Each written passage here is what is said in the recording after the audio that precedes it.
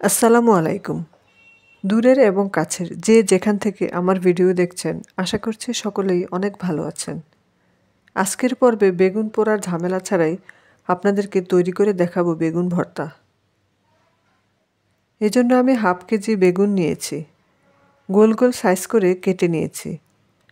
পানি দিয়ে খুব ভালোভাবে ওয়াশ করে এরপর সিদ্ধ হতে দিব। সাথে দিচ্ছি একটু পানি বেগুনটাকে সিদ্ধ করার জন্য। দিচ্ছে স্বাদমতো লবণ ও সামান্য হলুদের গুঁড়া। একটা বেগুনকে বিভিন্নভাবে ভর্তা করা যায়। একটু ডিফারেন্টভাবে ভর্তাটা করলে কিন্তু এর স্বাদটাও চেঞ্জ হয়ে যায়। এই পর্যায়ে ঢাকনা দিয়ে বেগুনটাকে সিদ্ধ করে নিতে হবে।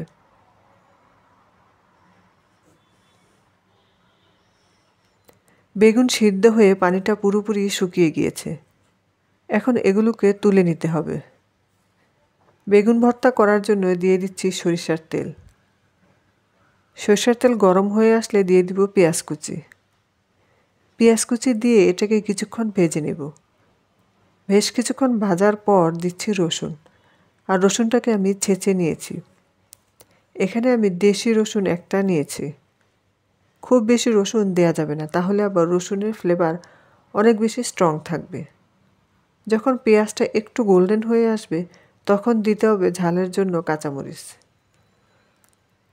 আপনারা চাইলে শুকনো মরিচটাকেও ব্যবহার করতে পারেন, তবে সেক্ষেত্রে কাঁচামরিচ ও শুকনো মরিচ দুটোই ব্যবহার করতে হবে। আবার চাইলে চিলি ফ্লেক্সও ব্যবহার করতে পারবেন। কাঁচামরিচ কুচি দিয়ে এটাকে গোল্ডেন করে ভেজে নেব। পেঁয়াজ পুরোপুরি গোল্ডেন হয়ে আসা পর্যন্ত এটাকে ভাজতে হবে, তাহলে খুব ভালো একটা ফ্লেভার পাওয়া যায়।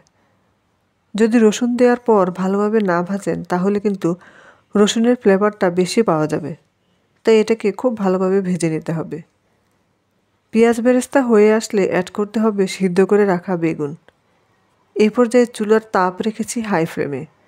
রেখে মাঝে মাঝে নেড়েচেড়ে পানিটা পুরোপুরি ড্রাই করে নেব। এটা নাড়াচাড়া করতে করতে বেগুনটা ভর্তা ভর্তা হয়ে যাবে। এটাকে ম্যাশ করে ভর্তাটা করার দরকার নেই। জাস্ট এটাকে এইভাবে নাড়াচাড়া করতে থাকবেন, দেখবেন ধীরে ধীরে এটা ভর্তা হয়ে যাবে।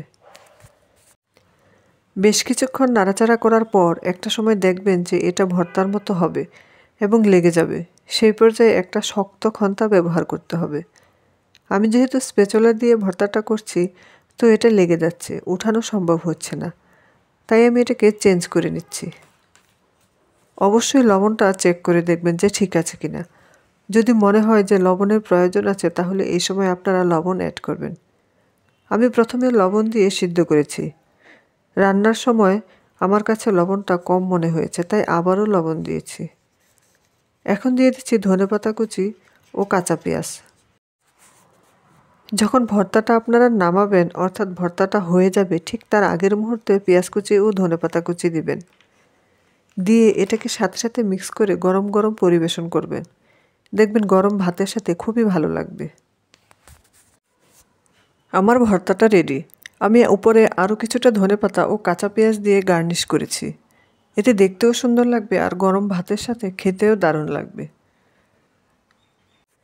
ভিডিওটি ভালো লাগলে লাইক কমেন্ট শেয়ার করবেন আর চ্যানেলটি সাবস্ক্রাইব করার অনুরোধ রইল। সবাই ভালো থাকবেন। আল্লাহ হাফেজ।